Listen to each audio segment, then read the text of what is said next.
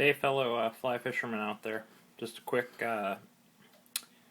and easy way to tie the nail knot. Many are intimidated by this knot, but it's really quite simple, and a lot of the descriptions online and looking at the pictures leaves people puzzled. But I'm just going to show you a simple way to tie the nail knot effectively, quickly. Really, a nail knot should take you but 30 seconds to tie, and just give you some pointers that a lot of the pictures that you see in books, online, etc. really don't point out to make the knot much simpler. So let's get started here.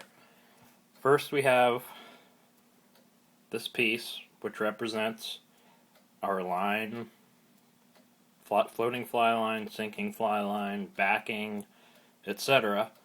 And it's what we're going to tie our either fly line to backing or backing to butt section, whatever you want to do. The nail knot, as I said, is not difficult to tie. Next, we have a simple 1.5 inch section of material here. It's just your standard red WD-40 nozzle, compressed air, duster, canister nozzle, 1.5 inches. So let's begin. First, set what's to be tied onto equal with the end of this hollow tube, our WD-40 can nozzle. Next, take and run out quite a bit. Leave yourself some access because it has to go through the tube. So let's give ourselves about, I don't know, give yourself 8 inches or so.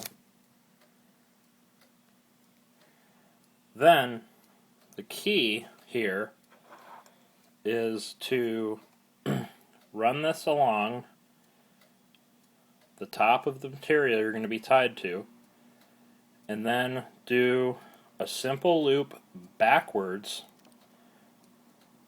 over the top and pinch it in your left hand. So that leaves you an overlapping section. And as long as these things are set up right, it shouldn't be a problem. Then all you're going to do is take and wrap. We'll do 7. 1. Keep your wraps tight with your thumb and forefinger. 2.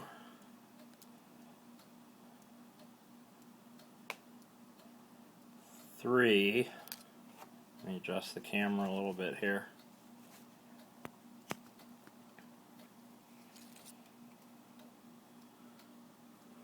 4, 5,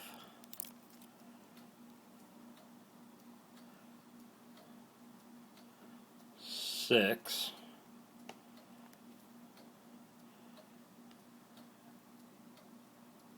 and 7. The wraps are right here. Just keep them tight with now your middle finger. As long as they're somewhat tight, it doesn't really matter because the knot's going to clinch up in the end anyway. Before you run it through the tube, make sure they're all set. Then simply take this tag end here, run it through your hollow tube. So now you have a loop here. Run it through till it points out in your hand like that. You can pull it a little bit if you want to. Doesn't really matter. As long as it's through enough that when you slide the tube through, it doesn't come out and go to the right of your loops. So now we're simply going to take our right hand and push this tube out. You'll see how it sets in my hand. Now take your right hand and pull the tube off. Done. Toss the tube.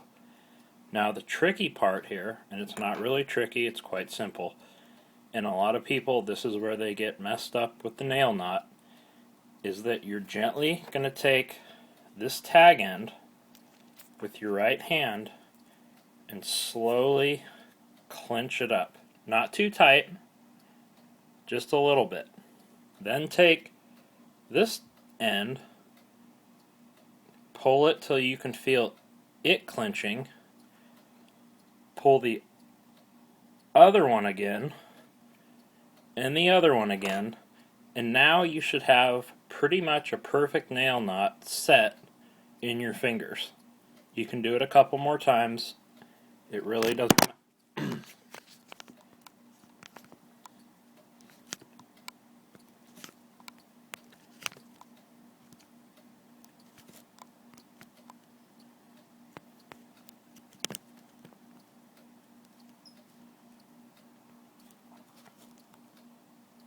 Sorry about that, I'm trying to balance this iPhone. Anyway, we sit here. You can do it a couple more times. The line going out, or the fly line going out, the backing going out. Simply pull each one. Now I'm pulling the left side again. Pull it, and then what you get is your nail knot, which was set between your thumb, your pointer finger, and your middle finger. Now, just take and clench it up. Take this tag end and this other end